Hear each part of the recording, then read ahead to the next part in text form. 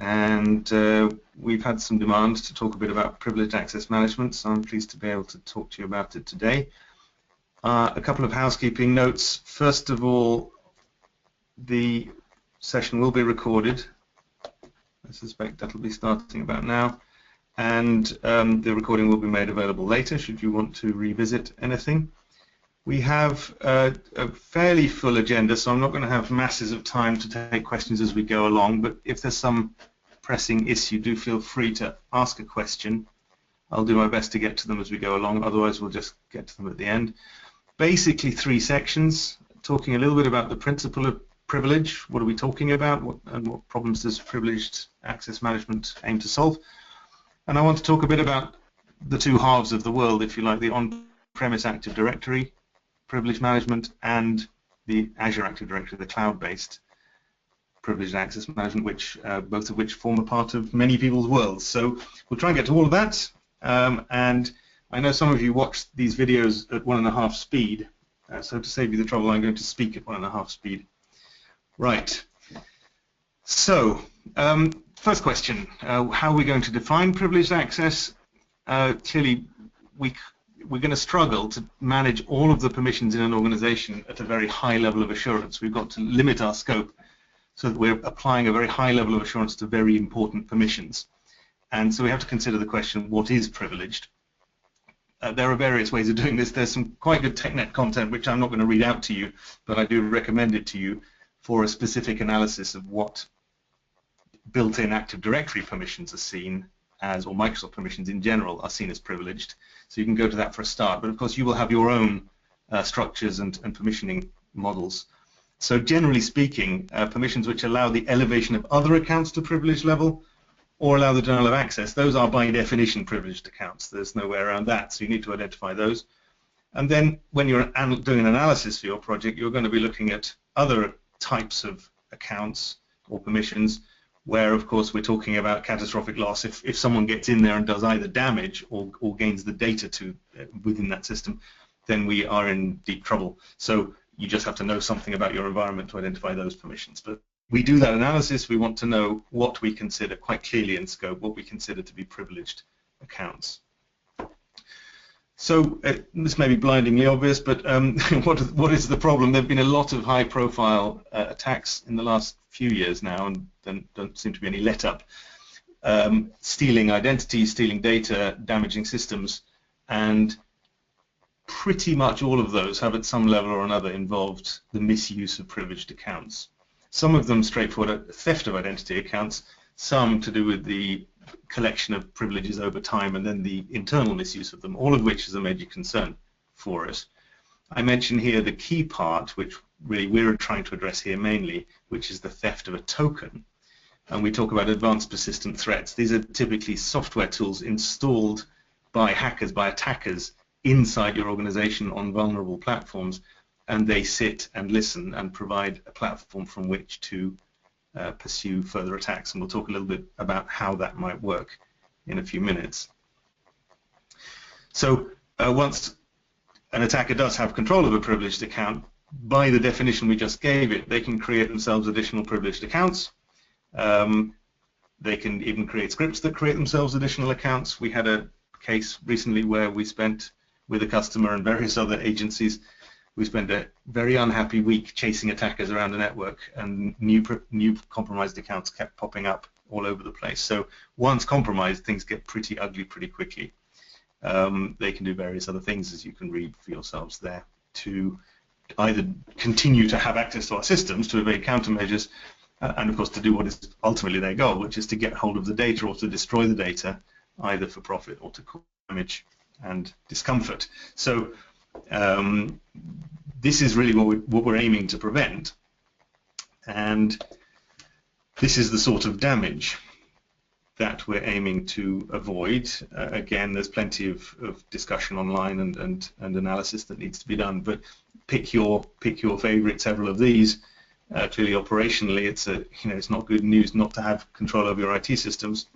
Reputation, our business, financial costs, and not the least of which, of course, our own personal future. It can be pretty career limiting if our systems are not well managed, so that we've left the doors open for these sorts of attacks. A classic sort of security template, if you like, prevent, detect, and respond, just sort of positioning our conversation today within this model. So ideally, we will prevent attacks. We recognize that we won't prevent all attacks, but we will do our best. So various things around infrastructure security, particularly user education, and we'll see that the initial way into these attacks is very often some sort of user phishing type attack. But this is partly where PAM comes in. It blunts the attack, and we'll talk about it. Privileged access management will blunt the attack. May go all the way to prevent it, but at least it might blunt it and slow it down to give us a chance to respond. This number of 243 days to detection is a number that Microsoft have been using in various presentations. Doesn't have to be entirely accurate to be pretty scary. So we're talking about companies who have been infected or been attacked and compromised, and in many cases it was Microsoft or the FBI or the NSA who have gone to those companies and told them that there is unusual traffic coming out of their systems, and the customers themselves did not actually detect the attack. So doing work around detection, I'm not going to go into things like advanced threat analytics and the various other tools that exist to do monitoring, to do detection, but of course that's an important part of the plan. And as far as response is concerned, I've actually got another slide. So these are just things for you to bear in mind, things that would be necessary if you were attacked. Clearly, immediate tactical countermeasures. As I say, we spent a happy week playing whack-a-mole with them. There are systems in the world that have not been recovered and have been switched off and rebuilt from scratch. So this is not trivial by any means. There's plenty of nasty stuff to do around notifications you have to do from a regulatory point of view, and also notifications that are wise to do. All of these things are useful to have in your plan, because you clearly don't want to be inventing this the day you discover you've been attacked. So these are all considerations to be had as part of a PAM type of a project. And then ultimately the remediation. With a bit of luck, remediation does not involve installing privileged access management, but it has been known to happen. I'm going to ask you a question that you don't have to answer, but it would let me set the scene. I'm going to just put up a poll very quickly. I'll give you about 30 seconds. You don't have to answer this, obviously. I'm asking you if you yourself have experienced an attack. Clearly, I should, for disclosure purposes, tell you that I can actually tell, in theory, what you answered. So feel free. I'm not interested. I just want the group here to see the numbers, right? I'm not going to do anything with the results, but just to sort of know who the people on the call are.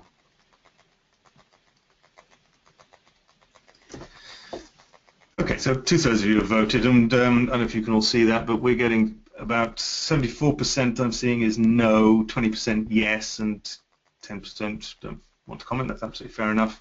So, well, that's kind of expected. Obviously, there's a lot of interest from people who don't want to be attacked and haven't yet been, and obviously some from people who have been attacked. So thank you for your honesty and your openness, but that's an interesting statement for everybody.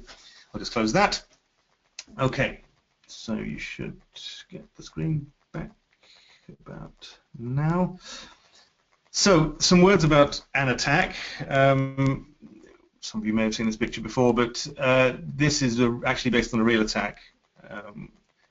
This real attack involved, as you can see, quite a lot of preparation. The original attack took place during those 11 months. They compromised the guest account of a salesman who sold ventilation and air conditioning systems. So he had a rarely used systems kind of sitting dormant on the host systems, and they managed to persuade him through a phishing attack to install an advanced persistent threat that gave them their platform for the attack.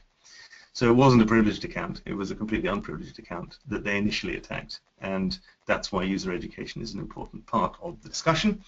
But what then happened, having done their reconnaissance and looked around and found some privileged attacks, some privileged accounts, they spent 2 days basically aggressively moving sideways from system to system, finding a system that my current account that I have got control of does have permissions to, attacking that system, recovering the cached passwords and credentials and tokens from that system, and then seeing if those new credentials that I've now just found give me access laterally to another system that I can log on to, recover more tokens, and eventually if I keep moving sideways to new systems and finding new sets of cached credentials, then I am reasonably likely to end up with some reasonably privileged accounts.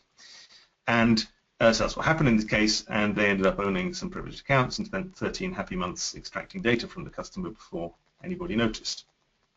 So that, what happened here?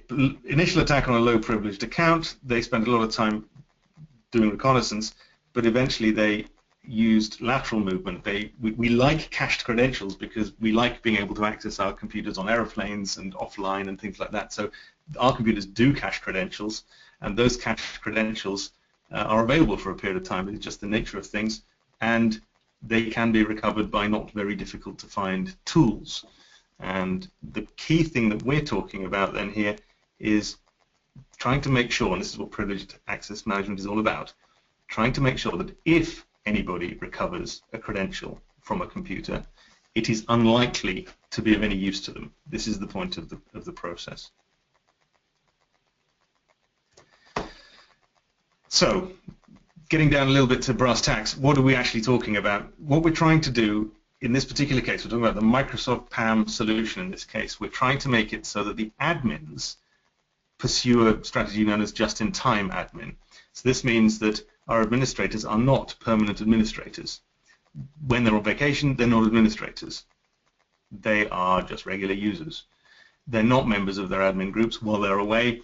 They are candidates. They are eligible to be members of those groups, but they are not members. So if anybody did steal their credential maybe 2 days after they went on vacation because it was cached, then it would be of no use to the attacker. It would have no elevated permissions. The corollary of that is, of course, that a user does have to request elevation. They have to do something. The administrator has to go and get themselves the admin permissions before using them. This obviously has to be performed, so it's kind of an extra step. Depending on how we set this up, we can insist that they use strong authentication of some sort.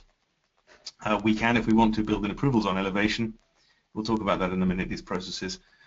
The key part, though, is that these elevated privileges are only valid for a period of time. This may be normally a matter of hours, maybe 1 hour, maybe even only half an hour in some cases, depending on the sensitivity of the job being done. And this, of course, results, therefore, in any credentials being stolen being less likely to be of any use. They'd have to be stolen very, very close to the login for the credential still to be a member of any useful groups. So that's the just-in-time part. The just-enough admin is, again, just another way of putting our principle of least permissions that we pursue. Generally speaking, we should only have permissions to do what we need to do, and not lots of additional ones that we used to need or thought we might need or anything like that. So this is a pretty well-known principle, but the way we tend to do this is, first of all, of course, to have decent policies in the first place, but it is important to do attestation and review of permissions to make sure that if I move on to a different job or don't administer that system anymore, I do actually actively lose that permission to do any admin on it. So the result of this then, anybody who steals my credentials won't have broad privileges. They may still have some privileges if they're very lucky, but they won't be broad and inappropriate for my personal role. So again, that blunts the attack. It doesn't necessarily prevent it, but it does blunt it as long as if we're removing additional permissions in a rigorous way. Okay, so what are we talking about then? As you can tell, I'm sort of drilling down towards technical conversations here. We will get quite technical in a minute. But the principle of the implementation that the Microsoft solution on-premise at the moment we're talking about, the on-premise solution assumes that our production network is vulnerable. It may already be infected, but at least it's vulnerable, and our chances of making it invulnerable are very slim. And I think the basic assumption is we cannot do it. We have legacy applications that, for example, need NTLM authentication, or there may be even some applications using plain text LDAP authentication. We still see lots of that around. There may be lots of things out there. We can't just say switch it off or replace it. It's just not realistic. So there are all sorts of legacy protocols and all sorts of legacy systems, and it's simply not realistic in our production network to say we will secure this network and soon. So in order to protect our admin credentials, we're going to establish a separate AD forest, which is referred to as a bastion, so sort of a castle that you retreat to in the case of an attack. The key part of that is that it has very limited functionality, and we'll go into a little bit more detail about it in a moment, but because it has limited functionality, we don't have legacy protocols, we don't have old insecure protocols, and we can insist, because of the educated level of the users in that forest, we can insist on strong authentication, certificates, multi-factor, smart cards, whatever we think is appropriate for our level of assurance. And of course, we've got relatively few users. Out of our 20,000 users, we may have 200 admins, or not even that many. So we can keep a very close eye on them, we can educate them very tightly, and hopefully prevent any stupidity on their part. There is a one-way trust. The production services, so the production network, trusts this Bastion domain, and therefore the identities, when we do our admin, we log into the Bastion domain with all of this protection that we've got, and then we reach out via the trust to go and do admin in the production network. But we do that from a non-production network workstation. It's in the network, but it's not in the domain. So we've got good protections around workstations, good protections around the authentications, and very limited accesses. So we are not leaving much in the way of credentials lying around. That's the plan. So the Bastion forest looks, I will wait for you to have it, the Bastion forest looks like this, roughly speaking, very simple. It's intended to be simple. Clearly for availability, you're encouraged to have more than one domain controller. You will harden it, you will remove, or at least not install in the first place, any unnecessary services. You will need Microsoft Identity Manager 2016, the new version. Now there are a few wrinkles here that I won't go into in great detail because we simply won't have time, but you will need some MIM storage. You'll need the MIM service, definitely, because you need a database with some stuff in it. Whether you install a portal for visualization really depends on your approach to the visualization. You can build custom interfaces if you like, because underneath the whole thing is a REST API that allows us to talk to the data and do things without necessarily having to use Microsoft's out-of-the-box UI. So you don't necessarily need a portal, but you're likely to have one. Likewise, you don't need a sync service either, but as we'll see, there are some questions about how do we get data into this system. That's a whole business about trust and trusted processes, which I'll talk about in a minute. So those two kind of optional. You will get the PAM services, we'll talk about those in a minute, and in all likelihood you will have the PowerShell, well, you'll get them anyway, but you'll use the PowerShell commandlets to do migrations and maybe even to do the actual work to elevate permissions and things. As I say, one-way trust from the corporate ID. The dedicated client access, this means that if my admins are sitting normally at a regular corporate workstation, they're going to have to get used to the idea that somehow they're going to have to reach into this new domain that doesn't trust them, doesn't trust their workstation. So how are we going to do that? Their workstation is not a member of that domain and isn't trusted, so they can't log in directly on that workstation, which of course is part of the plan. So they're likely to have some sort of a VDI, some sort of terminal server solution, a jump server, or maybe even in some cases a second workstation on the desk that is only there for their privileged activities. Well, clearly depends on your level of assurance needed and your level of convenience you're providing. But we need to consider exactly what the practical implications are, how the users are really going to access this system. So I promised a little bit more on the Bastion forest. So it's going to have limited scope. We're hopefully only going to have PAM in it. We really don't want anything else. We're only going to have the admins and their immediate needs, nothing else. This allows us to know exactly what we're doing and lock down everything. Obviously, the more we can lock it down, the less attack surface we're offering for advanced persistent threats, for Trojans and zero-day threats and all that sort of stuff to be exploited to get in there. We ideally would apply selective authentication. These are specific permissions on the computer object to determine who can log into that computer. So even in the Bastion forest, there are going to be a handful of computers some being domain controllers, some being SQL servers, some being MIM and PAM servers, some being the workstations that the admins use.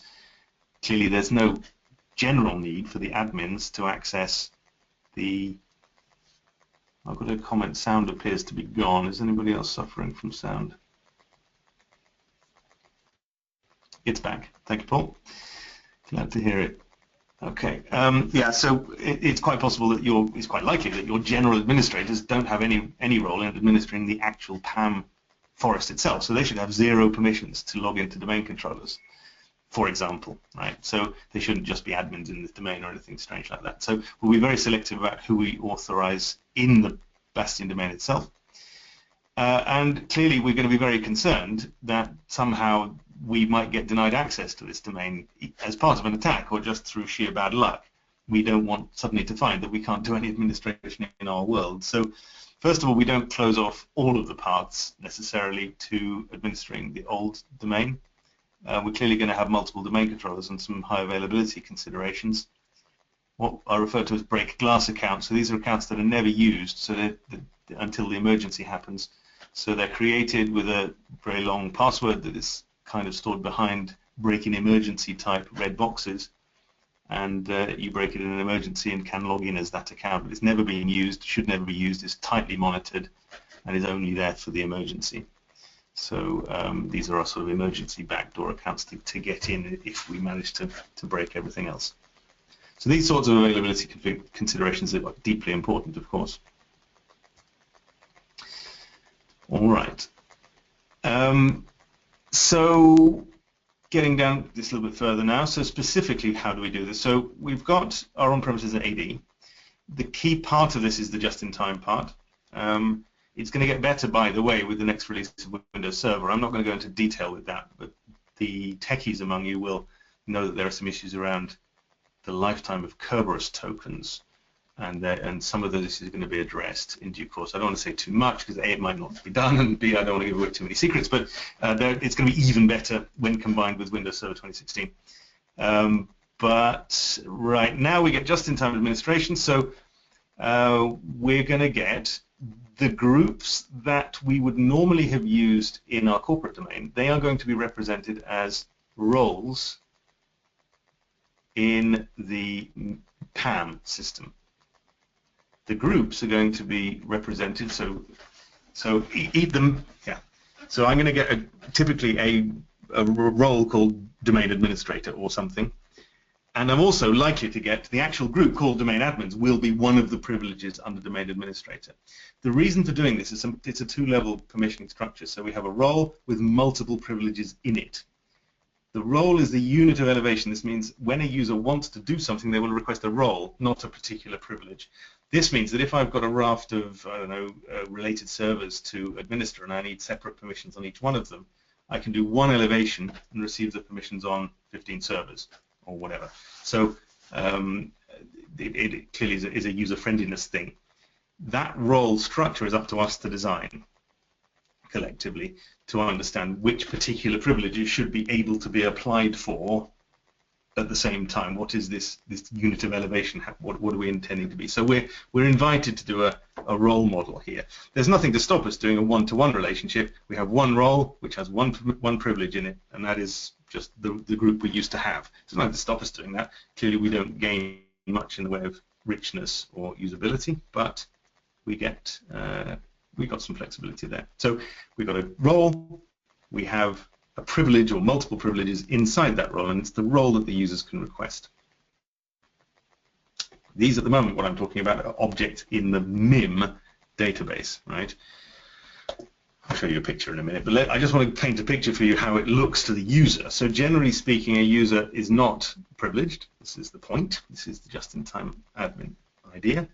And they are, however, registered as a candidate. So the role has a list of people on it, the role object, saying these are the people who can apply for this role. If you're not on the list, you can't apply for elevation. There is a big and important question about how you get into that list. Clearly, if I don't trust my corporate forest, can I run these workflows in an automated fashion, or can I just read the data out of my corporate forest and use that in some way to populate the candidate list? or is it manual with lots of paperwork and lots of eyes on it, or how do I want to do it? The workflows must be trusted, otherwise it breaks the chain of trust, right? So I end up with untrusted data in my Bastion domain, which is not the point. So I've got to design the workflows. How do I get into the candidate list? I need to design those very carefully. It's a matter of resources, levels of assurance that you require, and ultimately it's a matter of usability as well. How many staff you've got and how deeply they want to get into this. But it's a big question. It's not enough just to say, well, we have these candidates all going to work. The candidate lists themselves need managing, so that's important. So the user is a candidate, is a candidate for a long period of time usually, but immediately before they do their admin, they will log into the Bastion account. They will do that in the way that we've prescribed for them. So they'll use their smart card, or they'll use some sort of multi-factor auth and some platform that we trust, which is uninfected and various things. So they are in a trusted environment by doing this, and they will go into a portal. I'll show you a picture in a minute. They'll go into a portal, or they might even just run a PowerShell if they're that sort of user, and request an elevation. They may or may not need an approval. It's just a MIM workflow, so we can build in approvals if we want to. The consideration around workflows, around approvals, clearly the admins quite often have to do work in the middle of the night urgently, and we don't necessarily want to wake people up to get it approved. Again, it's a matter of taste, your assurance levels, your level of staffing, that sort of thing. But once they've gone through the workflow to request the access, they now have they have a group membership. The workflow pushes them into the group in Active Directory. There's no sync involved. The workflow pushes them into the group, and they have that group membership. So now they can get on and do their administrative task, because the Bastion account is trusted by, well, the group, the permission in the Bastion domain has, as I will show you in the next slide, I think, the SID history, but we'll talk about that in a minute, exactly how it works technically. So a bit more richness on how the user does it. What you're seeing here is a sample portal. This is released by Microsoft. It's on GitHub, so you can download it as a sample app. It's only a sample, not because Microsoft think it's no good or because they want to disown it. They're not planning to support it in this form. So they're saying, here it is, use it, don't use it, it's up to you, but it's not necessarily going to be developed deeply into the future. But it shows you underneath the roles for elevation what the user might see. In this particular case, they've got this role called just-in-time corp admins already. You can see the expiration time. They could extend it if they wanted to. Over on the right, you can see there's an audit history around who elevated what and for how long. Okay, so that's a sample. It's a sample API. Sample portal. All it's doing is calling the APIs, and you've got the source code. So feel free to use that portal or not. You might want to do your own thing. Okay, so how does this really work? So the point is that the user is using the SID history. When the groups are migrated out of the corporate forest into the Bastion forest, the SID of the group in the corporate forest is copied into the SID history of the Bastion group. This is familiar to anybody who's done any AD migration tool work, ADMT work. It's a pretty common approach to having groups still working in a new forest or new domain. And so it's the SID history that does it. I've got a membership in this new group that has the old SID history. So when I go back to a resource in the corporate domain, it's as though I'm using the group from the corporate domain. The group in the corporate domain is actually empty. It still has the permissions it had, but it doesn't have any members. But when I come out of the Bastion domain with the SID for that group, the security ID, I will be trusted and allowed to do my admin work in the corporate domain based on that. So that's the way it works. Once the privileged access request expires, when we reach our time to live, PAM will automatically trigger workflows, remove the group user from the shadow group, in other words, the group in the Bastion forest, and the user will then lose access. This is where the business of Kerberos token lifetime comes into it, because their Kerberos token will probably, unless you do something about it, be valid for another few hours, unless you do something about it. So we do something about it, but it's also going to be dealt with in a more direct way later. So there's a bit of technical wrinkles there we can talk about. The whole business is monitored. You can see a screenshot there of an event log entry. If I've just said that the corporate groups are supposed to be empty, and we're supposed to access their permissions using a trust out of the Bastion domain. If anybody does get put back into the corporate groups as a direct member, we'll get this alert that we obviously should be monitoring because it's quite serious, that a non-PAM user has been put into a monitored security group. And that's bad karma, so we wouldn't want that. So the monitoring is there and you should respond to it. Good. So what does it look like then technically in the PAM environment, in the Bastion domain? What you're seeing on the left where it says corp admins, that is a role. It's a PAM role technically. It's a PAM role object with a name. It has some privileges in it. This corp admins, corp.corp admins, that's actually a group object telling us what permissions you actually get if you apply for this role. It has a time to live in seconds and some options around which can steer workflows. So should you need MFA, do you need approval, and is this role only available at certain times of the day, availability windows. So those are simply triggers that are then interpreted by workflows down the track. On the right, you're seeing the group, and at the bottom, you can see a screenshot out of the AD users and computers UI. So we've got a user, we've got a group called corp.corp admins, actually in AD, in the Bastion AD, and that is also represented in the MIM PAM system, so they can be referred to. So there it is. You can see it there. It's a group, corp.corp admins, and it is there as a reference. So that's the way it's built. That's the way it works. The workflows, as I say, do the work of actually putting users in and out of the actual AD group. It's not interesting particularly to have members in the PAM system itself. That's not interesting. The workflows push users in and out of groups directly in AD so that we get a real-time behavior. This is why we don't need a sync engine specifically, because we don't synchronize the memberships out of PAM. They get pushed in and out by workflows.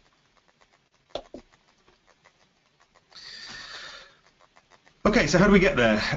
Migrating. So the tools that we have, actually you could do it anyway, but the tools that we have allow you to read, for example, a group that you've established is a privileged group, like domain admins, for example, out of your corporate domain and make it available as a PAM group in your Bastion domain.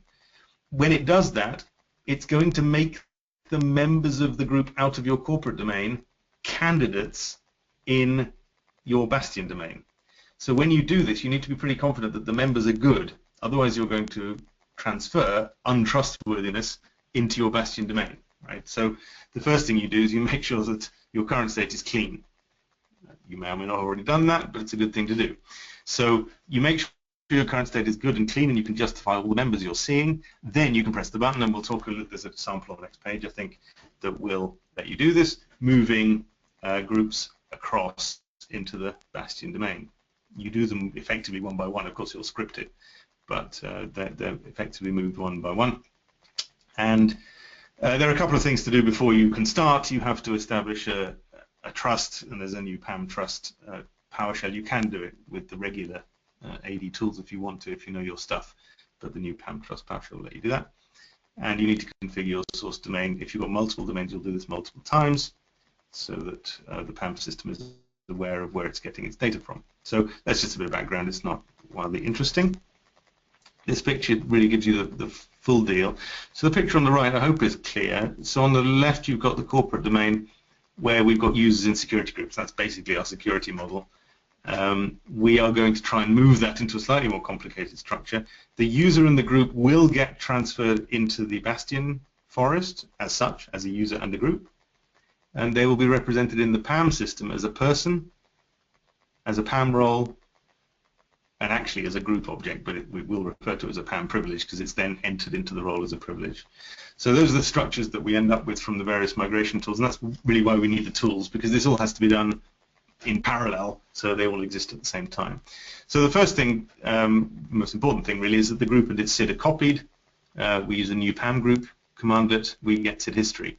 The users are created as persons and a user at the same time. That tends to be done by the new PAM user commandlet. A privilege object and its role objects will be created both for the group with the new PAM role command. All the person, basically the members, will be candidates in the role object. and the privilege will be a privilege of the role object. Okay, this is all done for you by the new PAM role commandlet. And when you're ready, it's not done by these commands, there are other commands to do it. When you're ready and you think you've got it all cracked, the whole point is to remove the group memberships from the source. So we should have no direct members in the domain admins group. It's a moment of great trust to remove all our domain admins from the corporate domain and pull the trigger. Clearly a bit of testing might be worthwhile before we do that. So that's basically the structure that we aim for. And at the end, we have empty admin groups in the corp, and we have candidates who can gain elevation in the privileged domain.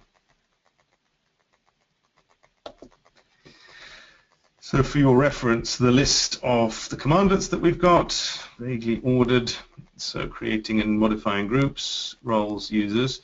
You can generate requests as well. These are the requests for elevation, so you can do that with PowerShell. As I say, you don't have to use a pretty UI if you don't want to, or you can use a UI to trigger the PowerShell. Yeah, that's pretty much it. It's sample script. I'm not going to read it out. Clearly, you can see a test password in there. That's not necessarily the absolute finest way of doing it, but we're using the MIM-PAM module and grabbing a user in the group out of a corporate domain and pumping it as a PAM group, PAM user into the PAM domain. So you can see there just an example of how it might be done, and you'll run that script for each group and user that you think you need. Okay, some thoughts about this. I want to get on to the cloudy stuff. Got very little time, but some process. How does a user become a candidate? Just think about it. You've got to think quite hard about how to do that. How do we manage the life cycle of candidates? There are various ways of doing it. Again, the question of your needs. And do we need approvals around the elevations? Do we need approvals? Are we going to wake people up in the night? Do we have 24/7 sort of managerial awareness or supervision? May well exist, but you need to think about these processes wrapped around all this stuff. The tech is reasonably easy to understand, and you can see that it gives us some strong advantages over the old way of doing things, but only if the processes are trustworthy and reliable. So think hard about those. Right, moving swiftly on to the cloudy stuff. This is less technical and more sort of UI and process oriented, so we'll rattle through it reasonably fast. But if you're using Microsoft's cloud and so Office 365 or any of the good reasons to use Azure Active Directory, this is a premium feature. It's in preview at the moment. I believe it's going to remain a premium feature, so you'll need licenses to use it. But we are trying to provide just-in-time, just-enough admin for Azure Active Directory. So it provides review and attestation features as well. I'll show you a screenshot.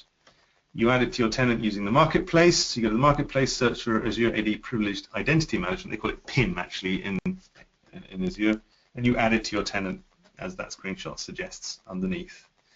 Then you've got PIM installed. There's a little analysis wizard that talks about what you're going to do. The whole aim here is to make what in this environment to make your users temporary. These are effectively the candidate status. So you're making the admins temporary and not permanent. This is, again, exactly the same concept as the candidate status that we just talked about. You've got a few sort of UI examples there.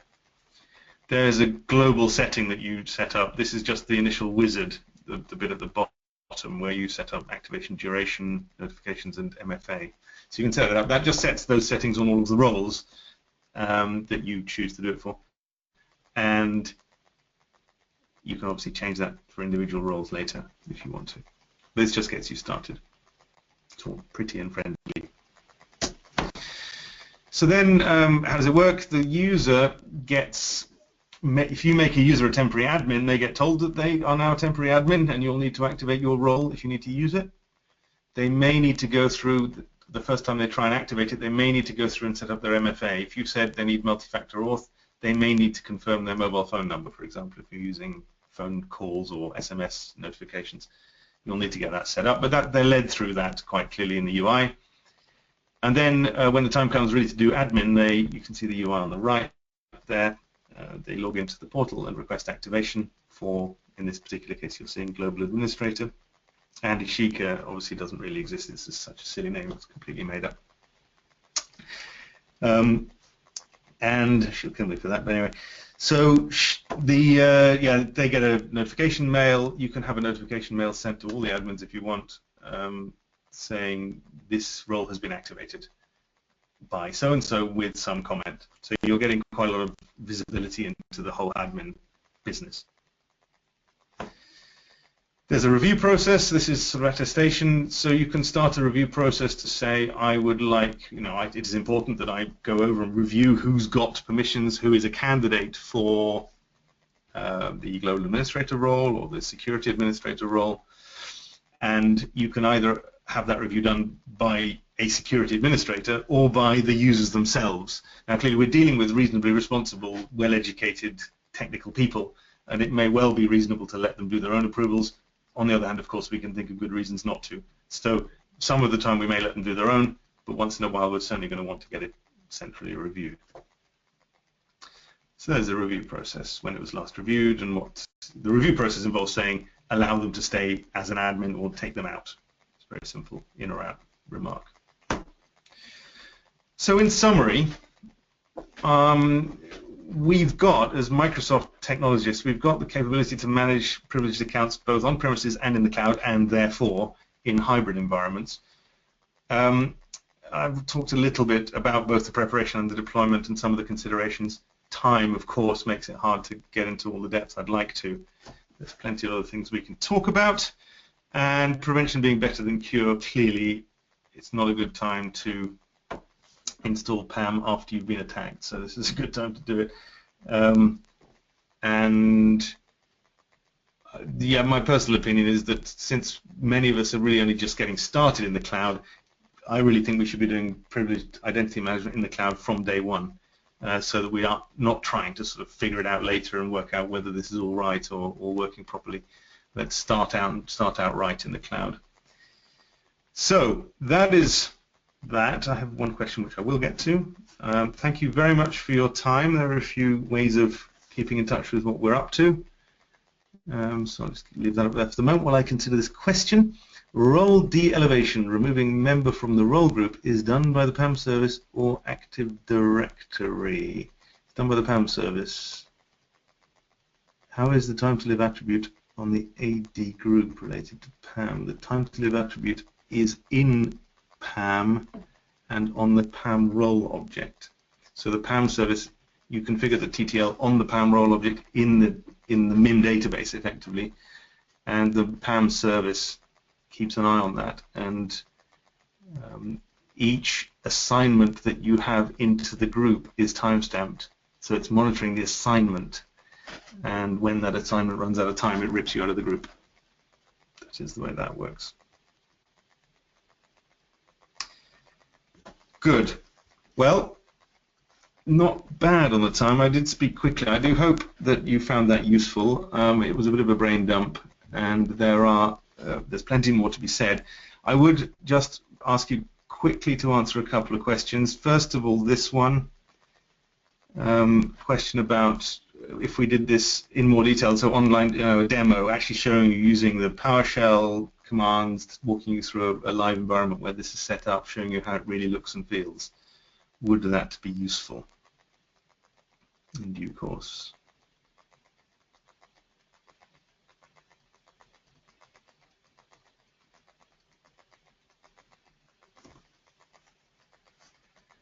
Okay, so that sort of thing would allow you to obviously get a feel for it. You might even learn exactly how to do it, but it would simply be a similar sort of length of a thing, half an hour, 45 minutes, and we'd show you exactly what we feel like. That is a good number. Most of you have voted, so just for your records, I don't know if you can see this, I never quite know what you can see, but we got a 80% yes and a couple of no's, a few maybes, 17% maybes or not yet, so thanks for that. That's good news. So it looks like we really ought to be doing one of those. Closing that. And finally, before I say good night, there's also an option, of course, a training course. Come to probably an online training course or possibly a classroom-based training course to really do this hands-on, your environment, really get it done and make notes, really understand it. 1 day, 2 days, I've given you the option. The ultimate aim in the medium term will be to make this much more of a sort of security type training, so I want to get into the advanced threat analytics stuff as well. But first things first. All right, thanks for that feedback. So there's about half and half. Half of you think it's a mixed bag, 20% 1 day, 27% 2 days. Half of you maybe. So, and some notes, that's absolutely fine. Great. Well, thank you very much for that. And please do stay in touch with us. If you want to contact me, you should feel entirely free. Thank you for registering. Thank you for taking part. It's very useful to have your feedback. And I hope you found it useful. So have a good rest of your day, whichever end of it you find yourself.